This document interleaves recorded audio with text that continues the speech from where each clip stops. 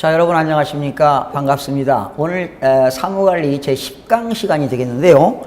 오늘은 이제 그 문서에 등록을 할 거예요. 페이지가 여러분 교재 55쪽이 되겠습니다. 문서에 등록.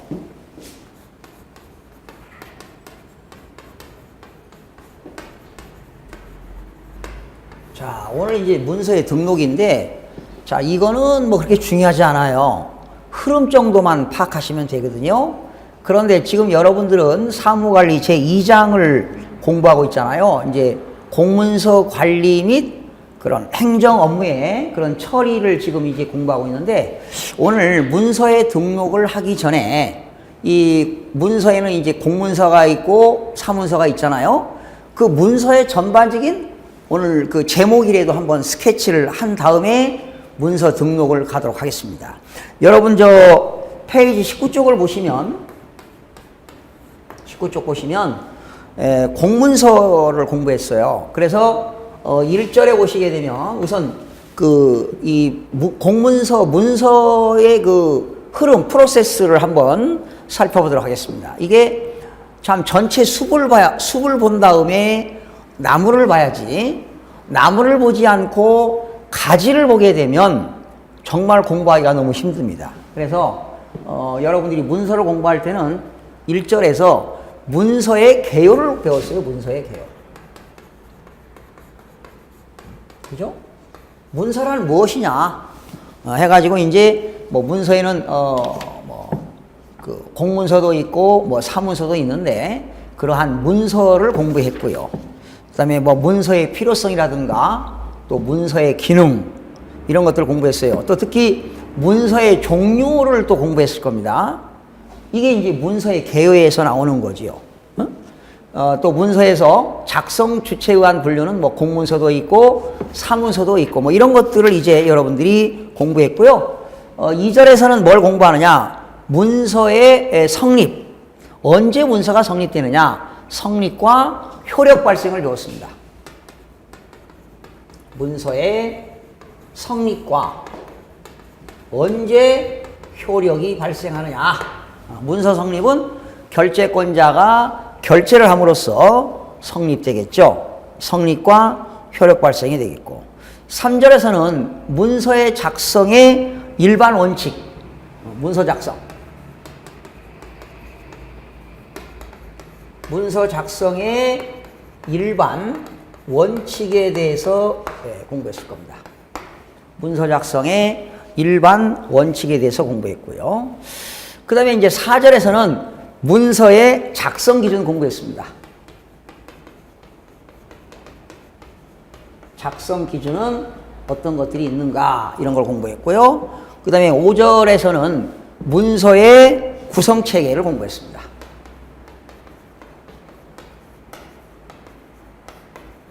문서의 구성 체계는 뭐 주문도 있고 본문도 있고 결문도 있었죠. 이런 걸 공부했고요. 또 6번에는 문서는 어떻게 기한하느냐. 문서의 기한을 공부했습니다. 또 뭐 기한의 종류도 공부했죠. 뭐 일반 기한, 공동 기한, 뭐 또 일반 기한, 일괄 기한, 공동 기한, 뭐 수정 기한 이런 것들을 공부했습니다. 그리고 7절에서는 검토를 공부했어요. 검토. 이것도 중요하죠. 검토. 검토는 누가 하는 거지요? 보조기관에서 하는 거지요. 그리고 협조는 그 업무 비슷한 업무를 담당하는 다른 과에서 합니다. 검토와 협조를 공부했습니다. 그리고 이 검토는 수직적이고 협조는 수평적 조직이었습니다. 그렇죠? 참모 조직이죠.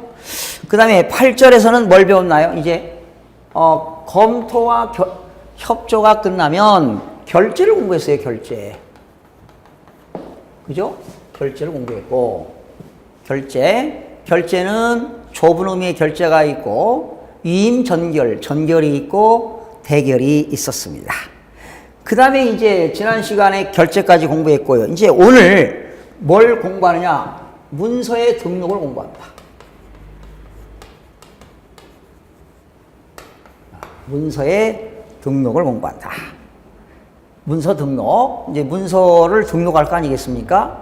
그 다음에 이제 문서를 등록을 하고 또 문서를 시행하는 거죠, 시행.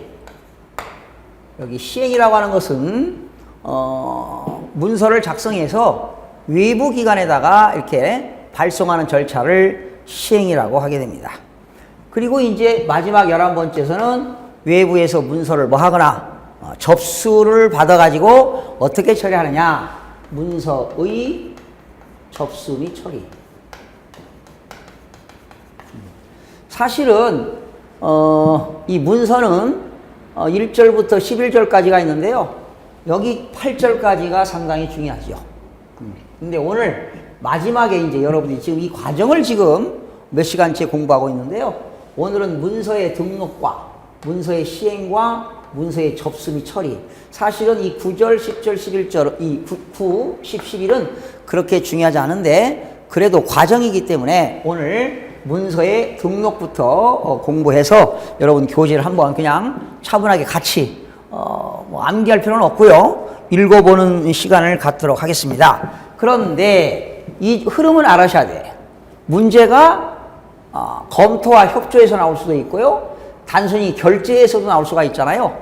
여러분 결제 배울 때도 결제에 그런 그 순기능이 있고 좋은 기능이 있고 나쁜 기능, 역기능도 있잖아요. 그러나 경우에 따라서는 그런 역기능의 해소 방안은 어떤 것이 있는가 뭐 이런 것들을 단순한 문제로 출제가 될 수 있고 또 기한의 종류에도 나올 수도 있고 검토와 협조도 나올 수도 있고 문서의 구성체계는 뭐 두문, 본문, 결문이 뭐에 들어가는가를 알면 되겠고요.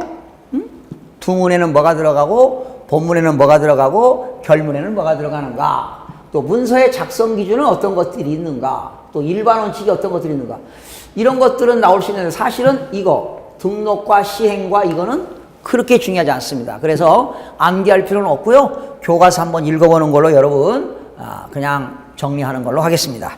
여러분 교재 55쪽에 보시게 되면 문서의 등록이 나옵니다. 첫 번째, 그 등록 대상 문서는 뭐냐? 결제를 받아야만이 등록을 하는 겁니다. 결제받은 문서. 거기 나왔죠? 해당 부서에서 기한을 해가지고 이제 여기서 부서라고 하는 것은 각 부처의 과가 되겠죠. 부서에서 기한하여 결제를 받은 모든 문서는 등록 대상 문서가 되겠습니다.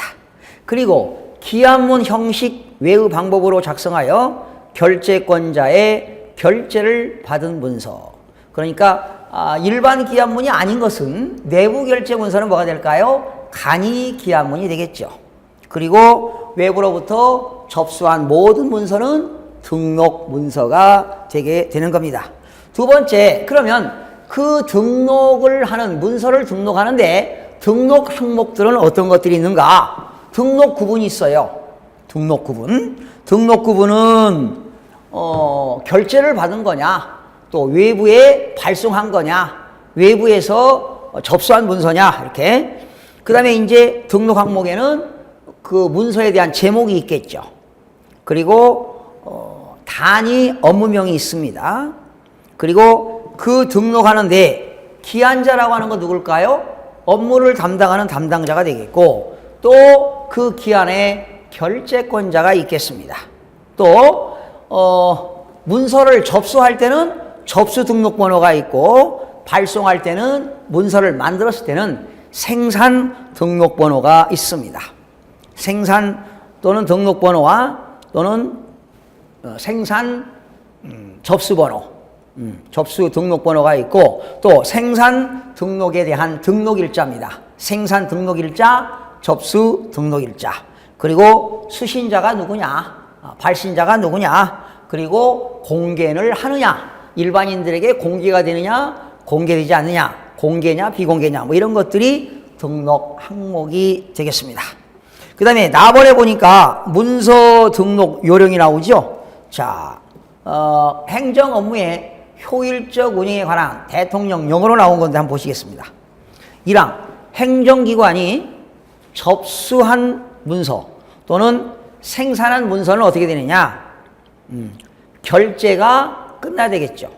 끝난 즉시 결제 일자라든가 접수일자 순에 따라서 반드시 처리과별로 등록대장에 등록을 하는 겁니다. 문서 등록대장입니다.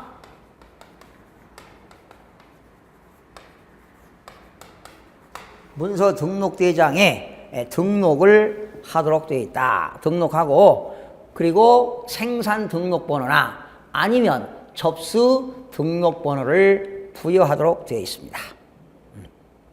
이 양 보니까 문서의 등록번호는 어떻게 되느냐? 처리과별로 하는 겁니다. 처리과별로. 문서 등록대장에 생산문서, 접수문서를 통합하여 등록된 순서에 따라서 연도별로 일련 번호를 부여하여 관리한다. 근데 이런 것들은 여러분 시험에 나오지는 거의 않으니까 그냥 참고로 보세요. 거기 박스 보니까 일련 번호가 나왔죠. 1311334-135. 그러니까 이거는 이 번호는 그 처리과 기간 코드와 연도별 등록하는 일련 번호로 구성합니다. 거기 앞에 있는 것이 바로 뭐냐? 그 업무를 담당하는 처리과 기간 코드가 되겠고요. 135는 연도별로 일련 번호가 있습니다. 그 문서에 연도별 일련 번호가 이렇게 다시로 나와 있습니다. 넘겨보시면 문서상 등록번호 나와 있죠. 처리과명과 연도별 등록 일련 번호로 구성한다. 예를 들면 등록번호는 행정제도 혁신과에서 등록한 건데요. 다시 하고 뭡니까? 일련 번호. 거기 135라고 하는 것은 쓰세요. 135라고 하는 것은 연도별 등록번호를 말합니다.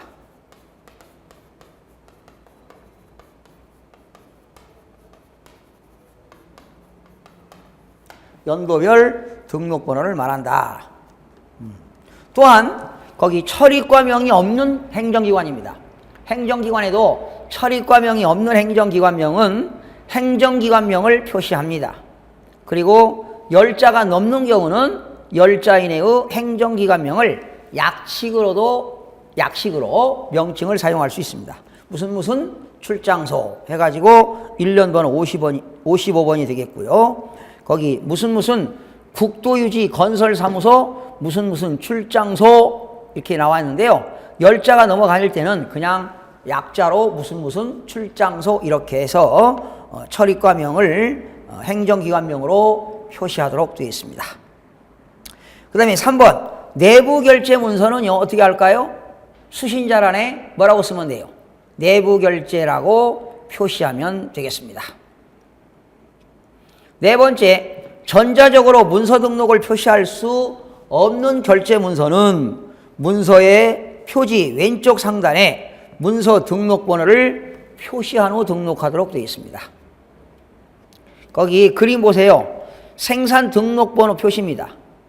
공공기록물 관리에 관한 법률 시행령 규칙 별표 1인데요. 가번, 문서라든가 카드라든가 도면 등의 기록물은 위에 젤로 뭘 적는다?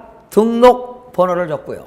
그 밑에는 등록 일자를 적고 그리고 밑에는 처리과를 적게 되는 겁니다. 그 다음에 사진과 필름, 테이프, 디스켓 등의 소형 규격의 기록물은 등록을 할 때 등록 번호하고 등록 일자를 등록하게 되는 겁니다.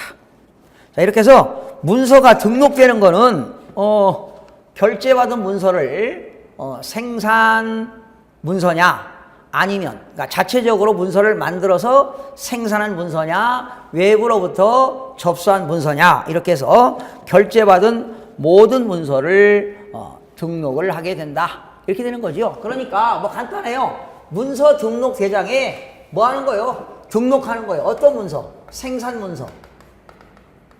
그리고 접수 문서. 그러니 뭐 중요한 게 있을까요? 시험에 나올 확률은 거의 없다라고 보시면 되겠습니다. 자, 그러면 10번으로 넘어갑니다. 뭐 중요하지 않습니다. 문서의 시행입니다. 문서의 시행, 여기. 문서의 시행이라고 하는 건 뭐냐? 내부적으로 작성한 문서를 외부에 표시하는 단계입니다. 그러니까 그 행정기관에서 내부적으로 작성한 문서를 외부에 표시하는 단계로 문서에 효력 발생을 하는 절차를 문서의 시행이라고 한다. 그러니까 자체적으로 생산한 문서를 외부에다가 표시하는 단계를 우리는 시행이라고 한다. 결과적으로 생산한 문서를 외부에다 뭐 하는 거예요? 발송하는 거예요. 외부에 보내는 거죠. 이것이 바로 문서의 시행이 되겠습니다. 그런데 여러분, 문서를 시행할 때는 어떻게 될까요?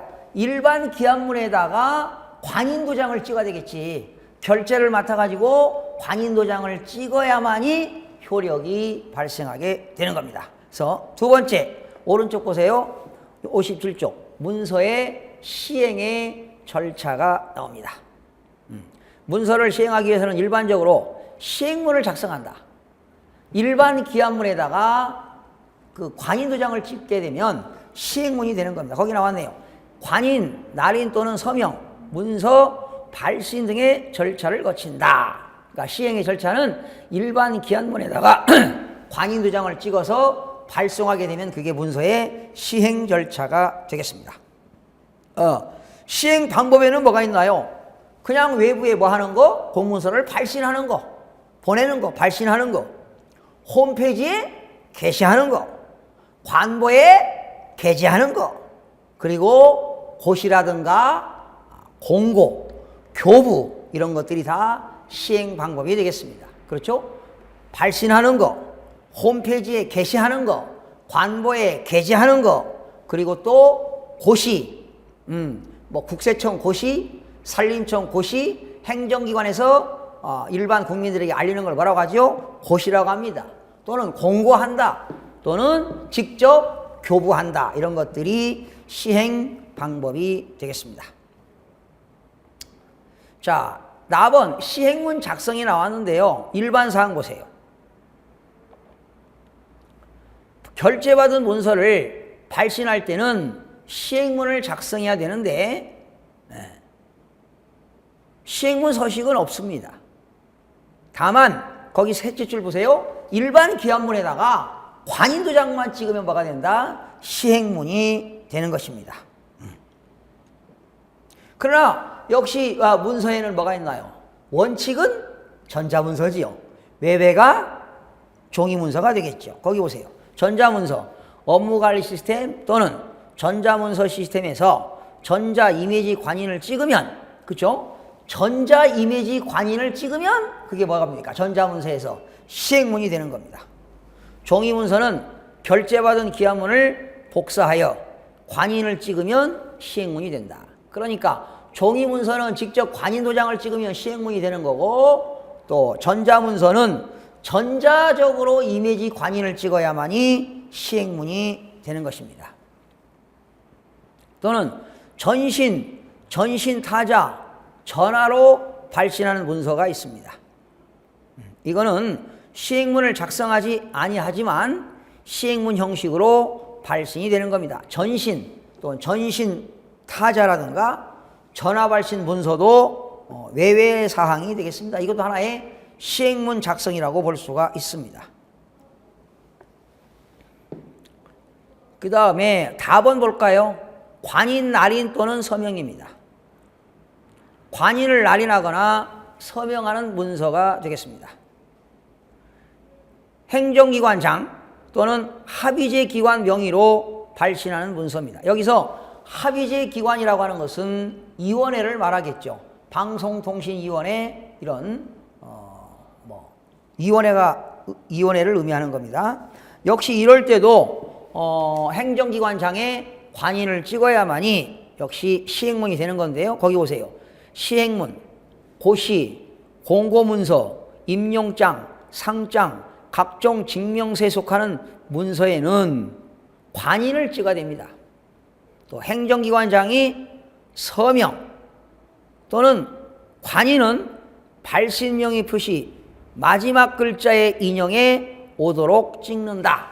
이거 소리죠. 만약에 행정자치부 장관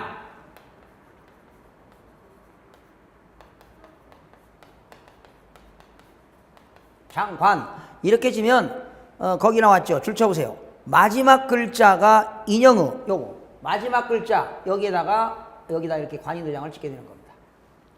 마지막 글자입니다. 마지막 글자의 인형의 가운데 오도록 찍는다. 여러분 인형이라고 하는 건 뭡니까? 도장 인자에다가 영자는 그림자 영자가 되겠습니다. 다만 초본, 등본 등 민원서류를 발급할 때는 시기는 발신명의 표시의 오른쪽 찍을 수 있다. 여러분 일반적으로 행정기관장이 관인도장을 찍을 때는 마지막 글자에 찍지만 등본, 초본 이런 민원서류를 발급할 때는요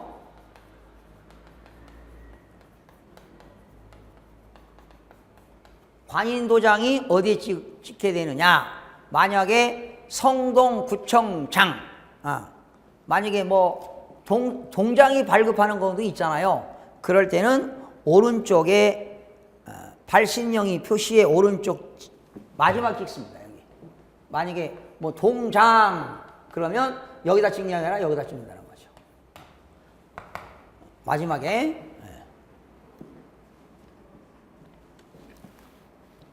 그 다음에 보조기관이나 보좌기관 명의로 발신하는 문서가 있습니다. 발신명의 표시에 마지막 글자 이외에 보조기관, 보좌기관이 서명하여 시행하되 전자이미지 서명, 전자문자 서명, 행정전자 서명은 전자적으로 자동 생성되도록 하여야 한다라고 했습니다. 중요한 건 없습니다. 나번 보세요. 거기 2번 관인 또는 날인을 서명을 생략하는 문서입니다. 생략 표시를 하지 않는 문서. 여러분 관인도장을 찍도록 일반 기한문에는 관인도장을 찍어야 되는데 생략을 표시하지 않아도 되는 문서는 관보, 신문 등에 실리는 문서는 생략 표시를 하지 않아도 됩니다. 그러나 생략 표시를 관인도장을 찍은 거 생략 표시를 하는 경우는 어떤 경우냐? 대상 문서는 뭐냐? 일일명령, 단순 업무처리에 관한 지시문서, 줄 쳐봐요. 지시문서, 단순히 업무 처리를 하는 지시문서는 관인도장을 생략할 수가 있습니다. 또 행정기관 또는 단순 보조기관의 단순한 자료거나 업무 연락, 통보 등을 위한 문서는 관인 날인을 생략할 수가 있다. 그 다음에 표시 이치입니다. 발신명의 표시의 오른쪽 관인 날인 생략, 행정기관장 합의제 기관 명의에 발신하는 문서는 끝에다가 뭐라고요? 관인 생략 이렇게 표시할 수 있습니다. 그리고 서명 생략은 어떻게 될까요?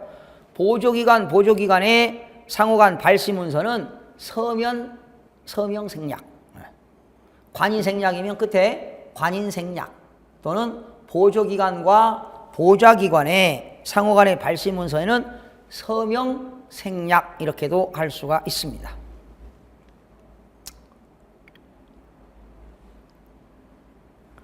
자, 관인 인형을 인쇄하여 사용하는 문서가 있는데요. 한번 볼까요? 관인을 찍어야 할 문서로서 다수의 수신자에게 동시에 발신 교부하여 알리는 문서에는 관인 날인을 가름하여 관인의 인형을 한다. 그렇죠? 인쇄하여 사용할 수가 있습니다. 인형을 상장 같은 거 수십 장, 수백 장 발행할 때는 인형을 인쇄하여 사용할 수도 있다. 이렇게 나왔습니다. 그러나 관인의 인형을 인쇄하여 사용하려면 미리 관인을 관리하는 부서의 장과 협의하고 해당 행정기관장의 승인을 받아야 한다. 승인 받아야 됩니다. 또 관인의 인형을 실제 규격대로 인쇄하기 어려운 경우에는 문서의 크기, 용도에 따라서 인형의 크기를 적절하게 축소하여 인쇄할 수도 있다. 한 번씩 읽어보세요. 중요하지 않습니다. 자, 라번 보니까 문서의 발신이 나오네요. 문서의 발신. 발신 원칙. 문서는 직접 처리해야 할, 그죠? 직접 처리해야 할 행정기관에서 발신합니다. 필요한 경우에는 행정조직상의 계통에 따라서 발신하기도 한다.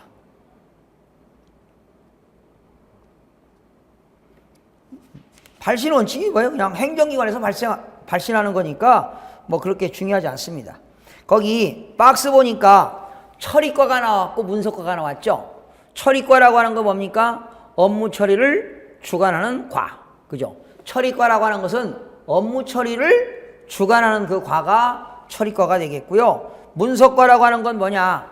행정기관 내부에서 문서를 분류하고 배부하고 보존하거나 수신, 문서를 받거나 발신하는 업무를 지원하는 등 문서에 관한 업무를 주관하는 부서가 바로 문서과가 되겠습니다. 그러니까 문서를 발신하고 수신하는데 그러한 업무를 처리하는 과가 문서과가 된다. 이렇게 보시면 되겠어요. 그 다음에 문서의 발신 방법 나와 있습니다. 일반 사항이 있고 특수 사항이 있습니다. 거기 일반 사항 보니까 1항 보세요. 문서는요, 업무관리 시스템, 전자문서 시스템 등에 뭘 이용합니까? 정보통신망을 이용하여 발신한다. 요즘은 다 문서가 결제도 전자결제이고 전자문서이기 때문에 전자문서 시스템의 정보통신망을 이용하여 발신하도록 되어 있다. 이 경우 발신 또는 수신 기록을 전자적으로 관리해야 한다. 이렇게 나와 있습니다.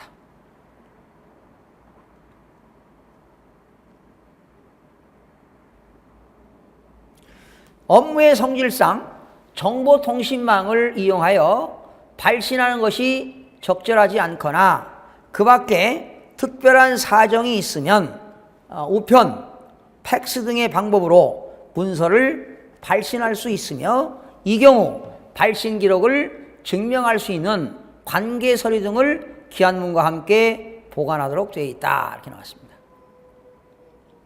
뭐 이렇게 중요하진 않는데요. 3항 보세요. 우편 또는 팩스 등의 방법으로 발신하는 경우에는 우편으로 발송하는 거예요. 이때는 내용이 중요한 문서는 당연히 뭘로 보내야 됩니까? 보통 우편이 아니라 등기 우편으로 발송해야 되겠습니다. 그 밖에 증명할 수 있는 특수한 방법으로 발신하도록 되어 있다. 이렇게 나와 있네요. 그 다음에 중요하지 않고요. 3항 보세요, 여러분. 문서 등의 보안 유지가 나왔죠. 61조. 행정기관장은 문서를 수신 발신하는 경우에 그 문서의 보안 유지와 그 문서가 이조되거나 변조 또는 분실 또는 훼손 및 도난 방지를 위한 적절한 조치를 마련해야 한다. 그리고 행정기관장은 전자문서 보유하고 있는 당연히 컴퓨터에 대해서 비밀번호를 부여하여야 한다. 또한 업무관리 시스템이라든가 전자문서 관리 시스템 문서를 작성하고자 할 때는 개인별 사용자 계정, 아이디가 되겠죠. 비밀번호라든가 전자이미지 서명을 등록하여 사용하도록 되어 있습니다. 이 경우 비밀번호는 최초로 등록한 후 즉시 변경하도록 되어 있습니다. 그리고 컴퓨터에서 행정기관의 공무원이 개인별로 비밀번호는 문서를 보존하고 또 비밀을 유지하기 위해서, 즉 보안을 유지하기 위해서는 수시로 그러한 비밀번호를 변경하도록 되어 있다는 것입니다.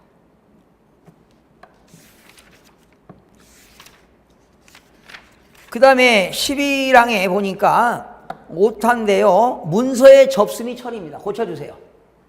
여기 11, 62쪽에 11입니다. 고쳐주세요. 문서에 거기 앞에 형자 없애고요. 오타. 그리고 여기 리에서 첫자가 빠졌습니다. 여기 첫자. 문서의 접수 및 처리가 되겠습니다. 자, 여러분 문서 접수는 뭡니까? 외부로부터 외부에서 발신한 문서가 접수받을 때 처리하는 건데요. 일반상 보세요. 문서는 어디에서 접수합니까? 처리과에서 접수하게 됩니다. 접수한 문서는 당연히 접수 일시가 되겠죠. 그리고 접수 등록번호를 접수란에 전자적으로 표시하도록 되어 있다. 지금 이거는 이제 여러분들이 행정기관에서 담당 공무원이 전자문서를 작성하기 때문에 여러분이 눈으로 보지 않기 때문에 상당히 좀 감이 좀 떨어지는데요. 접수 일시와 접수 등록번호를 전자적으로 표시하여야 한다. 접수란이 없거나 전자적으로 표시할 수 없는 문서인 경우는 두문, 문서 구성책에는 두문이 있잖아요. 본문, 별문이 있는데 그 두문 후 오른쪽 여백에 접수인을 찍고 접수 일시와 접수 등록번호를 적게 되는 겁니다. 그러면 여러분 행정기관에서 이 접수인이 있는데 거기 접수해가지고 행정제도 혁신과 접수 번호가 나오죠. 그리고 일시가 됩니다. 2011년 연도를 쓸 때는 어떻게 됩니까? 2011년 점 온점이죠. 온점 찍고 12월 18일 온점 찍고 그리고 시각은 24시각제니까 14시 25분은 오후 2시 25분인데 이거를 이렇게 표시합니다. 14시 25분. 요거는 쌍점이 되겠습니다. 요거는 온점이 되겠죠. 이렇게 날짜를 표시하거나 시각을 표시할 때는 온점을 찍고 시각일 때는 쌍점을 찍게 된다. 이렇게 되겠습니다. 접수란 크기는 기관에 따라서 적절하게 조정하여 사용하도록 되어 있다. 거기 접수란의 첫째 줄에는 등록번호를 적되 처리과명과 연도별 일련번호를 붙임표로 이어서 찍는다. 거기 뭐 예가 나왔는데요. 행정제도과인데 행정제도 혁신과 번호가 23번 이렇게 됐습니다. 그리고 접수란의 둘째 줄 가로 안에는 접수 일자를 찍고 다만 필요한 경우는 시분까지 적는다. 시분 오후 2시 25분인데 14시 25분 이렇게 적게 되는 겁니다. 그리고 지금 행정기관에서는 말이죠. 문서를 받을 때는 다 뭡니까? 전자문서로 접수받는 거예요. 전자문서. 그런데 오른쪽 보면은 행정기관 외유자로부터 행정기관이 아닌 자로부터 정보통신망으로 받는 문서는 어떻게 되느냐? 거기 발신자의 주소와 성명이 불분명합니다. 행정기관이 아닌데 행정기관이 아닌 자가 발신했는데 그 발신자의 주소와 성명이 불분명하거나 담당 업무와 관련이 없는 사항일 때는 이건 접수를 받지 않게 되는 겁니다. 그 다음에 4번 보실까요? 당직 근무자가 받는 문서입니다. 공무원들 당직 쓰잖아요. 당직 근무자가 늦은 시간에 받는 문서는 어떻게 될까? 일반적인 접수 절차를 거쳐서 문서를 접수할 수 있도록 하는데 다음 근무 시간, 시작 후 지체 없이 문서과에 인계하도록 되어 있습니다. 그러니까 당직자가 문서를 접수받았을 때는 근무 시간이 시작 후 이제 이길 근무 시장 시작 후 지체 없이 여기서 지체 없이라고 하는 것은 사실은 3시간 이내를 말합니다. 지체 없이 우리 법률적인 지체 없이 즉시가 되겠는데요. 지체 없이라고 하는 것은 3시간 이내입니다. 지체 없이 3시간 이내에 문서과에 인계하도록 되어야 한다. 그러니까 만약에 금요일 날 밤 9시에 수령했습니다. 19시면은 7시인가요? 그쵸? 그런데 이제 토요일 날, 일요일 날 공휴일이 놀고 월요일 출근 시간 직후 문서과에다가 인계를 하여야 한다. 이렇게 나와 있습니다. 그 다음에 5번에 보니까 감열 기록 방식의 팩스로 수신하는 경우입니다. 여러분, 팩스로 받는 것은 이걸 감열 기록 방식이라고 합니다. 감열 기록 방식으로 팩스로 수신한 문서는 어떻게 될까? 여러분, 팩스로 받게 되면 어떻게 될까요? 보존 기간이 어렵죠. 장기 보존이 어렵기 때문에 보존 기간이 3년 이상인 문서를 수신할 때는 그 팩스로 받은 문서를 뭐 해야 돼요? 복사해야 돼요. 복사해서 접수하도록 되어 있다.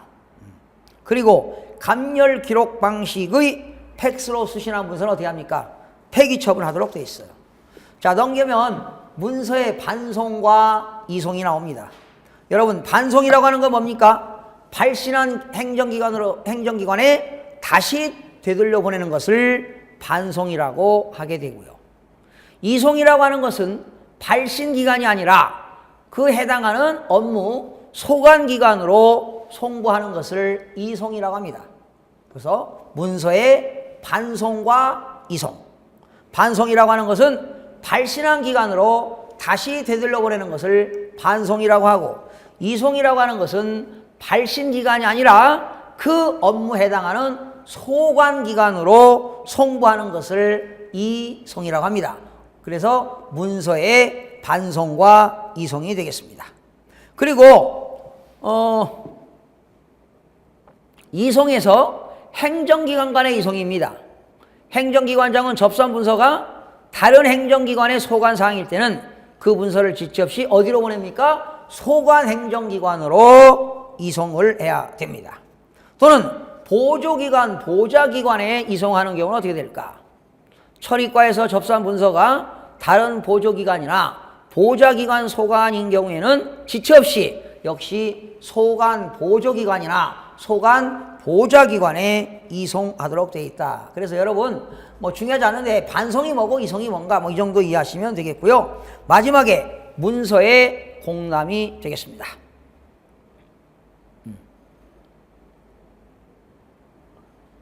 처리과의 문서에서 수신 발신 업무 담당자는 접수한 문서를 처리 담당자에게 뭐하고 인계하고, 처리 담당자는 해당 문서에 대한 공람을 거쳐서 업무 처리를 하도록 되어 있습니다.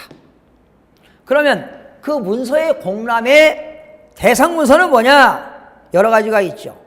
첫 번째는 결재권자로부터 처리 지침을 받아야 할 필요한 문서, 또는 민원 문서, 또는 행정기관이나 보조기관 또는 보좌기관 간의 업무 협조에 관한 문서, 또는 접수된 문서를 처리하기 위해서 미리 검토할 필요가 있는 문서, 또 그 밖에 공무원의 신상, 교육, 훈련 등과 관련하여 공무원이 알아야 할 문서, 이런 것들은 공람의 문서의 공람이 되겠습니다. 이제 공람 순서가 나와 있는데요. 공람 순서에 대해서는 뭐 행정 업무의 효율적 운영에 관한 규정에서는 특별한 규정이 없습니다. 상급자 또는 상급자에서 하급자로 갈 수도 있고 하급자에서 상급자로 갈 수가 있습니다. 그래서 거기 보시면 상급자 또는 하급자로부터 순서대로 공람하는 순차 공람이 있습니다. 또 직위에 관계없이 동시에 공람하는 병렬 공람 등이 모두 가능하다 나와 있습니다. 마지막에 결재권자의 지시가 나왔죠. 공람을 하는 결재권자는 문서의 처리기간과 처리 방법을 지시할 수 있으며 필요하면 업무 분장에 따른 담당자 외에 그 문서의 처리 담당자를 따로 지정할 수 있다. 이렇게 나와 있는데 정말로 여러분 머릿속에 안 들어올 겁니다. 9번에 있는 문서의 등록과 문서의 시행과 문서의 접수 및 처리. 제목만 기억하세요. 문서 등록. 문서 등록은 문서를 생산하거나 수신한 문서를 문서 등록대장에 등록한다. 생산 문서나 접수 문서를 등록하고, 또 문서의 시행이라고 하는 것은 문서를 만들어서 외부 행정기관에다가 발신하는 그런 절차를 시행이라고 한다. 그리고 문서를 접수하고 및 처리는 어떻게 하는가, 이런 제목들만 알아두시기 바라고요. 지금 문서의 마지막이죠. 등록과 시행과 접수 및 처리. 여기에는 이제 뭐가 나옵니까?